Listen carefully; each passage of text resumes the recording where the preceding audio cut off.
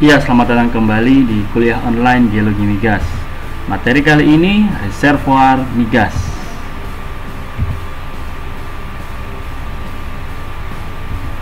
Daftar isi materi kali ini yang pertama intro atau pendahuluan, kemudian porositas, permeabilitas, batuan reservoir, dan rongga pori. Kita mulai dari pendahuluan. Reservoir migas yaitu wadah atau batuan yang bisa menyimpan dan mengalirkan migas. Berikut ini animasinya dari sosrok. Kemudian ada jalur migrasi. Sosrok mengalami pematangan, kemudian migas bermigrasi menuju ke tempat akumulasi migas yang terdiri dari seal, trap, dan reservoir. Kemudian di drill dan menghasilkan sesuatu yang bermanfaat. Nah, sehingga dari definisi reservoir migas dapat kita simpulkan bahwa syarat reservoir yaitu harus memiliki porositas dan permeabilitas. Berikut ini animasi sebagai pengingat bahwa reservoir adalah salah satu elemen petroleum system. Kita lihat dari gambar batuan induk yang sudah mengalami pematangan jadi efektif sosrok, kemudian memigrasikan minyak dan gas buminya ke tempat akumulasi migas yang terdiri dari reservoir, trap, dan seal. Selanjutnya porositas. Porositas yaitu perbandingan antara volume rongga pori dengan volume total batuan. Dibagi menjadi dua, yaitu porositas total yang mempunyai rumus volume rongga pori secara total dibagi dengan volume batuan totalnya.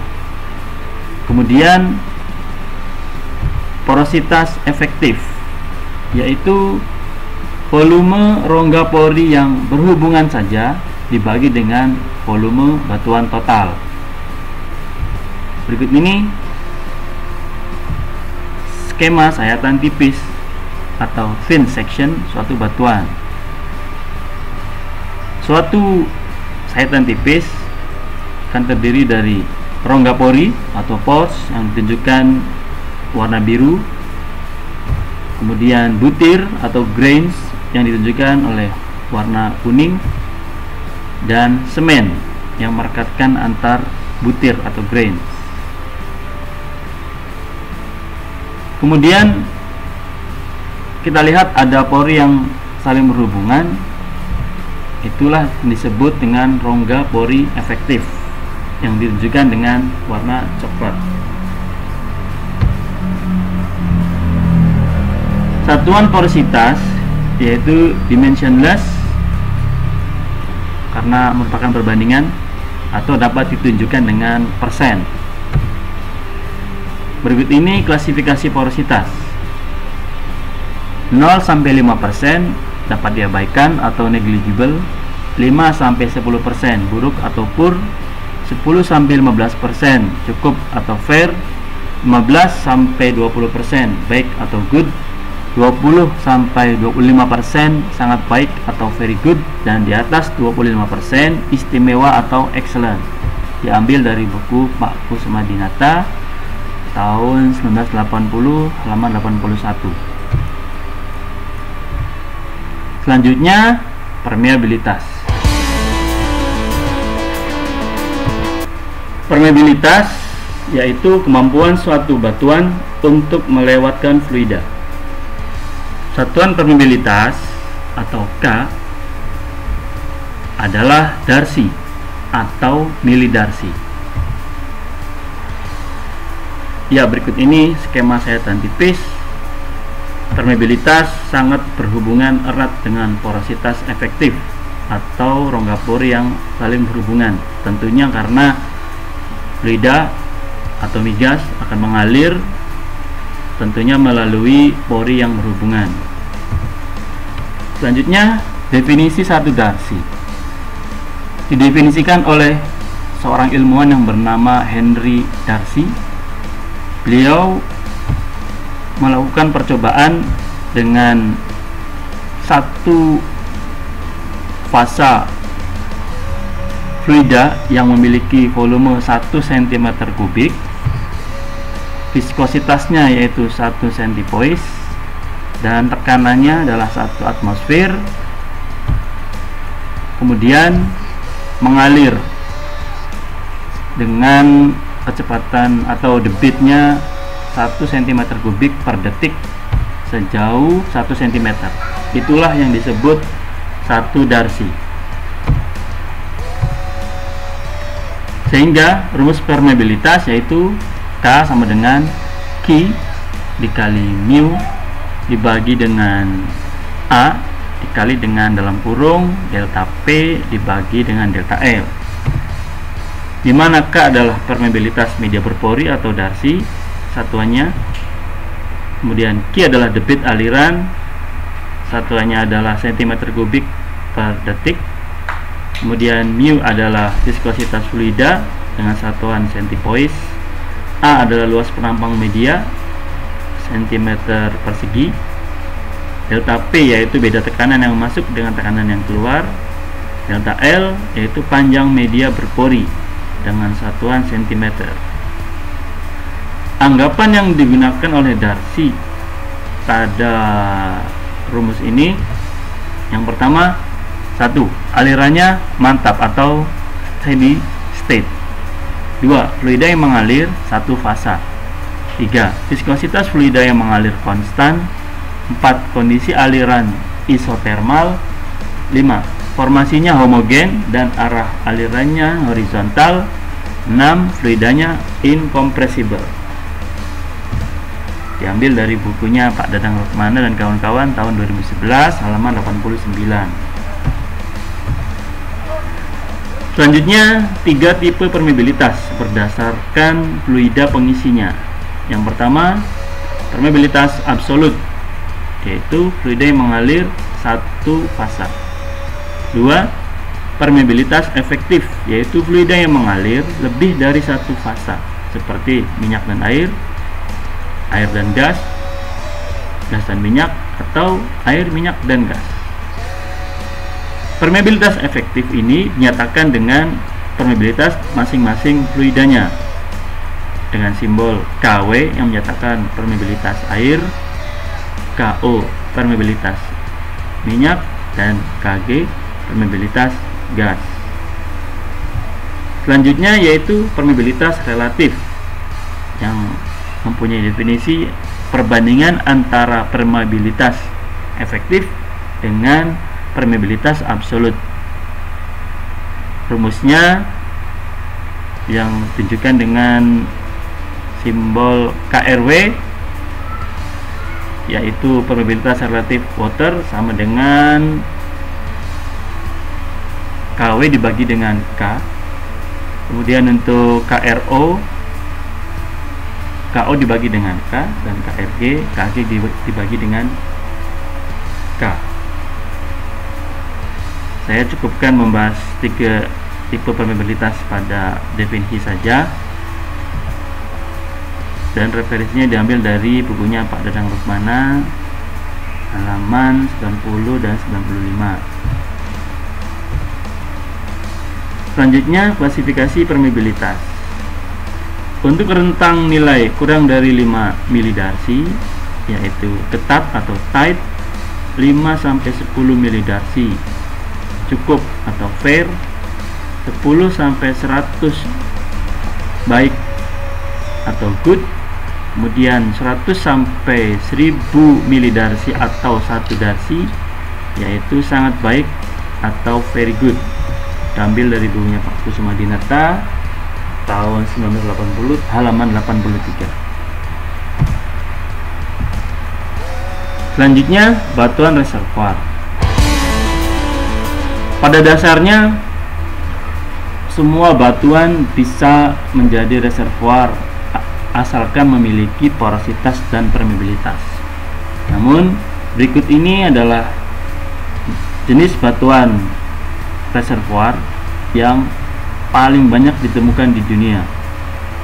Saya jelaskan atau saya sebutkan dengan litologi dan simbolnya. Yang pertama yaitu batu pasir atau sandstone. Simbolnya adalah bintik hitam dan biasanya diberikan background warna kuning. Selanjutnya kelompok batuan karbonat, yaitu ada batu gamping terumbu atau reef, kemudian batu gamping klastik dan dolomit. Untuk simbol batu gamping terumbu dan plastik, simbolnya adalah kotak-kotak dengan background warna biru. Kemudian untuk dolomit, tumpukan jajaran genjang dengan background warna biru juga. Selanjutnya batuan beku yang mengalami rekahan atau fracture igneous rock. Biasanya simbolnya dengan warna merah atau merah muda. Dan batu lempung berisi minyak dan gas yang mengalami rekah atau fracture oil atau gas shell. Simbolnya strip dengan background warna hijau. Selanjutnya yaitu rongga pori. Saya awali dengan klasifikasi rongga pori. Ada 3 golongan: megapori, mesopori, dan mikropori. Untuk megapori dibagi dalam 2, yaitu besar dan kecil. Untuk megapori besar memiliki rentang diameter pori dalam satuan milimeter yaitu 32 sampai 256. Sedangkan megapori kecil 4 sampai 32 mm. Kemudian untuk mesopori besar setengah sampai 4 mm, mesopori kecil 1/16 sampai 1/2 mm, dan mikropori kurang dari 1/16. Diambil dari Cekwet dan Frey tahun 1970 dalam bukunya Pak Kusuma Dinata halaman 85.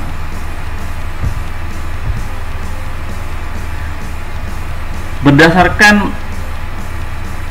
pembentukannya, rongga pori ada yang disebut rongga pori primer, yaitu terbentuknya saat sedimentasi. Contohnya batu pasir atau sandstone, batu lempung atau claystone, dan lain-lain. Kemudian ada rongga pori sekunder yang terbentuknya setelah sedimentasi selesai. Contohnya batu gamping terumbu atau reef, batuan yang mengalami rekah atau fracture rock, batuan terlarut, dan lain-lain. Kita mulai pembahasan dari rongga pori primer. Berikut ini adalah faktor-faktor yang mempengaruhi rongga pori primer, yaitu 1. Ukuran butir atau grain size, 2. Pemilahan atau sorting, 3. Kebundaran butir atau roundness, 4. Penyusunan atau packing, 5. Sementasi dan kompaksi atau cementation and compaction. Saya ambil dari buku Pak Kusuma Dinata halaman 85 sampai 87. Yang pertama yaitu ukuran butir atau grain size. Ya, seperti kita tahu ada 3 kelompok, yaitu silty atau mud yang memiliki ukuran diameter butir 1/16 dan lebih kecil. Kemudian ada kelompok medium yaitu sand atau pasir yang memiliki diameter butir 1/16 sampai 2 mm, dan kelompok gravel di atas 2 mm. Bawahnya adalah contoh gambar dari batuan kelompok halus, yaitu ada siltstone, kemudian shell, kemudian kelompok medium, kelompok sand, yaitu sandstone, dan kelompok kasar adalah contohnya conglomerate. Diambil dari Menro et al. Tahun 2007 halaman 203. Selanjutnya pemilahan atau sorting. Dan kebundaran atau roundness saya bahas sekaligus dalam satu gambar. Yang pertama, gambar mengenai pemilahan atau sorting. Pemilahan atau sorting membahas mengenai heterogenitas ukuran butir. Dikatakan well sorted apabila ukuran diameter butirnya homogen atau semakin sama, dan apabila semakin heterogen dikatakan poorly sorted atau pemilahannya jelek. Kemudian di bawahnya ada gambar tingkat kebundaran dari butir, dikatakan angular apabila runcing, dan semakin halus dikatakan rounded, semakin bundar. Diambil dari bukunya Pancuk tahun 2019 chapter 8 halaman 14. Selanjutnya penyusunan atau packing. Dalam hal ini bagaimana butiran memiliki pola susunan. Yang pertama yaitu pola kubik, yaitu suatu butiran disusun tegak lurus dengan sudut 90 derajat, kemudian disusun secara heksagonal yang mana memiliki kemiringan 60 derajat dan rombohedral dengan kemiringan 45 derajat. Pada dasarnya terdapat beberapa penyusunan atau packing dengan bentuk dan sudut yang lain, cuman saya batasi dengan 3 bentuk ini saja. Untuk packing kubik, jika suatu butirannya adalah bola atau bulat sempurna, maka akan memiliki porositas 47,6%. Untuk heksagonal, maka akan memiliki nilai porositas 39,5%. Kemudian untuk rombohedral akan memiliki porositas 26%. Selanjutnya, sementasi dan kompaksi. Berikut ini adalah gambar susunan butiran dari mulai pengendapan atau deposition, kemudian dia akan mengalami lithification atau perubahan dari butir menuju batuan atau dari sedimen menjadi batuan sedimen, misalnya untuk batuan sedimen. Kemudian semakin dia terkubur maka akan mengalami kompaksi dan sementasi, yang tentunya akan memperkecil rongga pori. Diambil dari bukunya Pancuk tahun 2019 chapter 9 halaman 3. Selanjutnya rongga pori sekunder. Proses-proses yang membentuk rongga pori sekunder atau rongga pori yang dibentuk setelah sedimentasi berakhir ada 2. Yang pertama adalah pelarutan atau solution yang merupakan proses kimia. Berikut ini animasinya. Ini suatu batuan utuh yang sudah selesai sedimentasi, kemudian muncul rongga pori sekunder karena pelarutan atau solution. Yang nomor 2, rongga pori sekunder yang disebabkan karena adanya rekahan atau fracture, yang mana rekahan ini disebabkan oleh proses mekanik, biasanya proses tektonik. Ini animasinya, diawali dengan batuan yang utuh kemudian timbul rekahan atau fracture. Semuanya ini disebut rongga pori sekunder. Ya, selanjutnya rongga pori dengan pengamatan yang dilakukan di laboratorium. Berikut ini contoh sayatan tipis thin section real ya pada batu pasir seperti berikut ini. Ya, warna biru merupakan rongga pori. Lainnya adalah matriks atau butir dan semen. Cairan warna biru yang masuk di rongga-rongga dinamakan blue day. diteteskan dalam preparat sayatan tipis sampel batuan menggunakan mikroskop.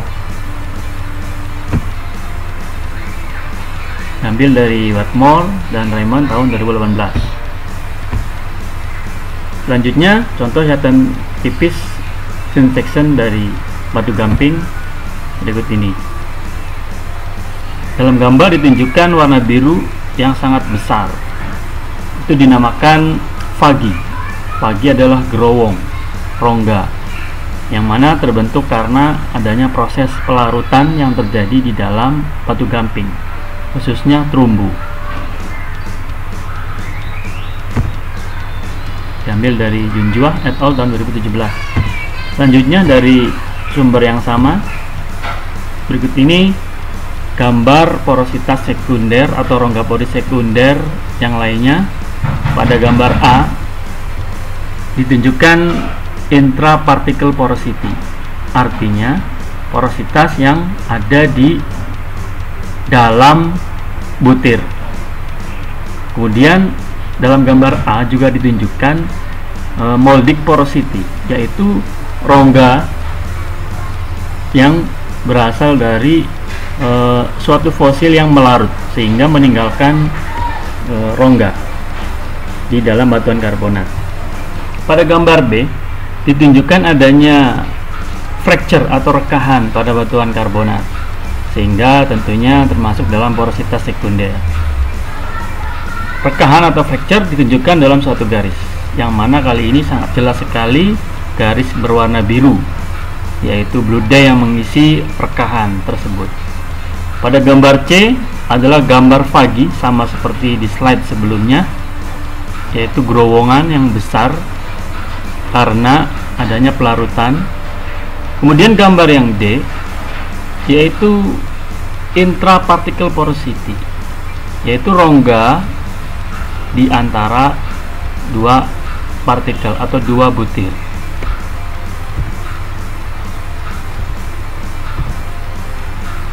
Selanjutnya saya akan mengajukan pertanyaan. Ada 3 pertanyaan. Yang pertama, bagaimana hubungan faktor-faktor yang mempengaruhi rongga pori primer terhadap porositas dan permeabilitas? 2. Jika terdapat susunan butir-butir berbentuk bola atau bulat sempurna tanpa adanya semen, jadi murni hanya butirnya saja, maka buktikan bahwa nilai porositas pada penyusunan atau packing kubik adalah 47,6%, heksagonal yaitu 39,5%, dan rombohedral 26%. Pertanyaan ketiga, senyawa apakah yang dapat membuat rongga pori sekunder pada batu gamping terumbu atau reef dengan rumus kimia CaCO3 atau kalsium karbonat atau kalsit?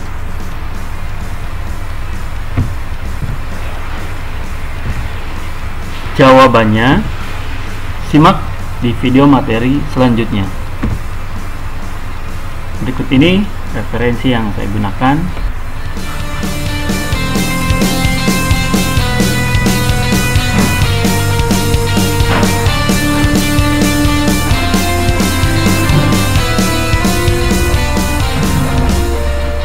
Terima kasih, semoga bermanfaat.